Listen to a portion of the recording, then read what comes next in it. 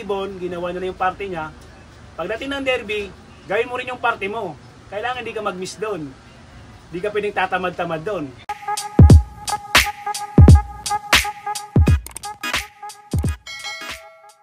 Maraming salamat po, sir. Yan. Pagdating naman, sir, ng derby, ano yung madalas niyong magamit dito na supplements? Number 1 sa akin, brewery yeast. Number 1 talaga yun, tsaka honey. Yung honey kasi natural eh, pero yung yung brewery yeast, Protolite. Sa tubig, Protolite lang ako. Pero ginagamit ko yun pag yung talagang malayo na. Kasi una, tubig lang ako sabi. Pero importante talaga sa akin, honey. Basta natural honey, yung totoong honey ha. Totoong honey, hindi honey-hanihan lang. Baka honey bar yung ginagamit nyo. Hindi ganoon. Totoong honey. Ginagawa kong pabaho ng honey. Kasi ang honey, may nagsabi sa akin, senior lang din sa akin yun, ginaya ko. Pero effective eh. Talagang napatunayan ko din. Halimbawa, bago pakain ka, alas 4 ng hapon, bigay ka ideal, tubig. Bago ikarga, titirahin ko ng honey yan, syringe na maliit. Rekta sa bibig. Ang purpose kasi noon, kasi basikip yun eh. Ilan lang yung butas sa crate, di ba? May tendency ang ibon mo, hindi makakain, lalo na pag mahiyay ng ibon mo, tsaka di marunong dumambol. Nasa gitna, makakagalaw pa ba? Hindi na. Kaya number 1 yun, honey, para may magamit siya. Parang kasi parang tao din yan, pagod ka, stress ka. Nag-basketball ka, uminom ka soft drinks, di ba, babalik lakas mo. Sugar eh, babalik lakas mo. Number 1 yung honey. Pagdating, ganun din, painumin ko muna yun. Honey ulit, di ko muna papakainin yun. Hayaan ko munang ma-absorb niya yun. Para yung katawan niya, bago siya kumain, bago siya magtunaw ng matigas, nauna na yun, kumbaga may lakas na siya, maibalik yun yung lakas niya. Ilang kilometer kayo, sir, bago gumamit ng honey? Pagpasok ng derby, first lap. First lap talaga. Kaya yung sinasabi nilang derby na nagbibigay, totoo din yun. Ang sinasabi naman kasi doon yung nagbibigay, yung pinaka-importante na. Pero yung mga vitamins, may nagbibigay na rin talaga doon. Lalo kasi nagpa-fundraise eh. Pero talaga first lap ako nagbibigay. Kumbaga pag mga training, hinahayaan ko yung ibon na ilabas nila yung galing nila. Para pagdating ng derby, alam mong magaling sila. So suportahan mo na lang, i-develop mo na lang. Kasi ano na yun eh, kailangan na natulong mo eh. Yung ibon, ginawa nila yung party niya. Pagdating ng derby, gawin mo rin yung party mo. Kailangan hindi ka mag-miss doon. Hindi ka pwedeng tatamad-tamad doon. Ang tinamad ka doon, tatamad rin din yung ibon mo. Yun. Ay, maraming salamat, sir. Yan, sir, pwedeng malaman yung diskarte nyo dito pag derby na. Diskarte namin. Hindi ako mag-aabang pag derby. Hindi ko pinag-aabang. May balat sa puwet. Hindi, joke lang. Hindi mo nakati. Kaya na kasi, ang diskarte ko sa derby ka, Seltos talaga, seltos. honey nga. Dahil nagtatricycle ako, kailangan na ng kailangan talaga ng oras pag derby na. Dahil ako sa umaga, alas 7, uwi ako, papakain, paloplay. Bigay ng supplement, paloplay, pakain. Dahil ulit, tapos pagdating ng tanghali, paronda ulit. Kasi mainit eh. Kailangan mong palakasin yung baga.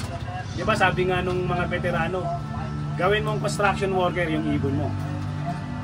Ginagawa natin yon, paloplay sa tanghali. Pag hindi ako nang pagtamad ng ibon, itatakbo ko yan. Ilinimitos ko yan. Uli sukat, binangonan kasi talig-area ako. Binangonan, sukat. Single toss yan. Tapos, pag walang training sa club, tuwing Miyerkules, pag nakita kong okay ng ibon, tatakbo ko yan ng, kung hindi Kalamba, Santo Tomas. Pero pag talagang pag nakita kong malakas yung ibon, Lucena. Yun talaga, Mintos talaga ang para sa akin, Mintos ang number 1, maliban dun sa supplement. Kaya kasi kailangan, yung supplement mo, umangkop doon sa sistema mo na pagmimintos. Hindi porket nagbigay ka ng sistema, supplement mo, imimintos mo. Dapat obserbahan mo. Number 1, obserbahan mo. Kung kaya niya bang imintos. Kaya ba niyang mitos? Kasi may mga pansit kasi na narinig lang mitos ng mitos. Mimitos din ang mimitos, hindi nila alam, yung ibon sunog na. Kailang babantayin mo, observation yun. Number 1, observation yun. Sa observation naman, tinitingnan ko yung sa dumi. Kaya naka-box perch ako. Sa pakpak. Yung sa pakpak, malalaman mo kung yung ibon mo patuyo na. Yung kung may langis pa ba o wala. Kasi makikita mo sa pakpak kung nagpupulbo o nagda-dry na, yung parang pa-brown na siya. Ayun yung sinasabing patuyo na. Hahabulin mo ngayon yun para bumalik yung parang langis sa katawan niya. Yun ang pinaka-importante. Yun yung ginagawa ko.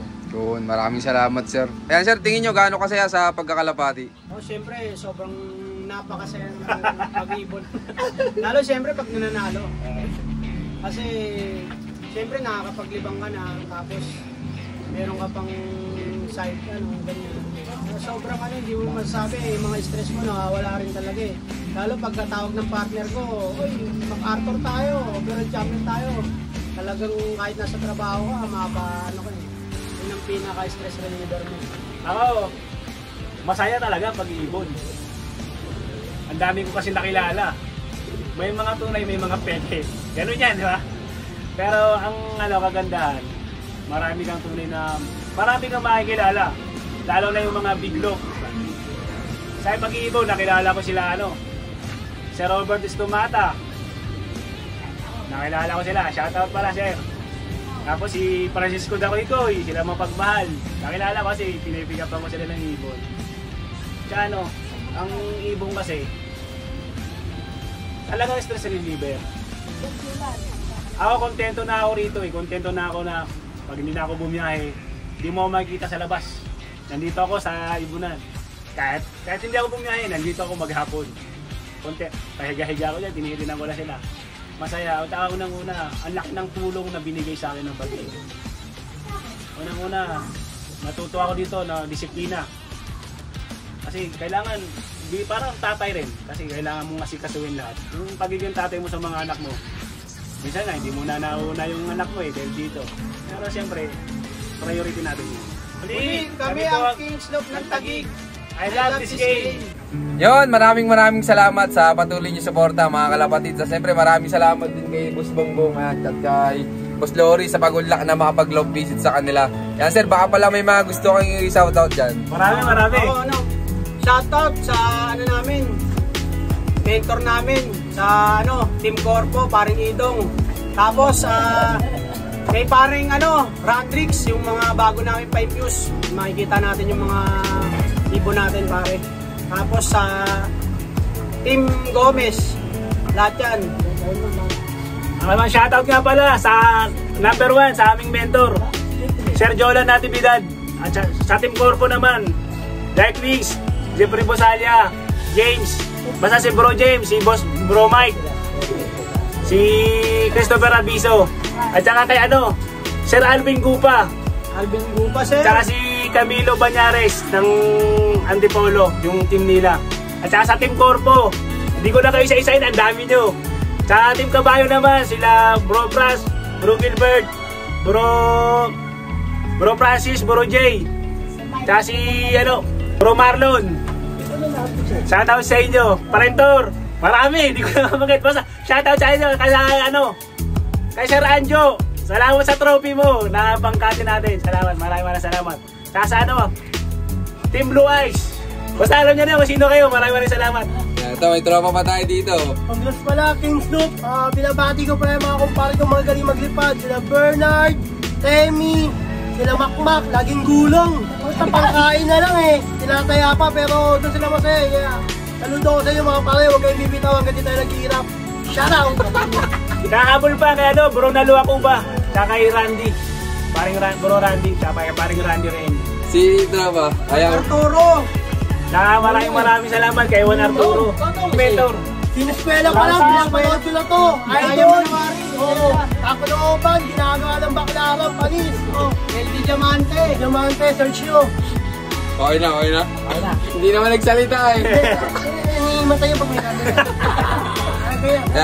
Yan. Maraming salamat sa patuloy yung suporta mga kalapatid. At abangan nyo pa yung mga susunod kong follow visit. Yan. So yun, keep watching and God bless you all. Thank you.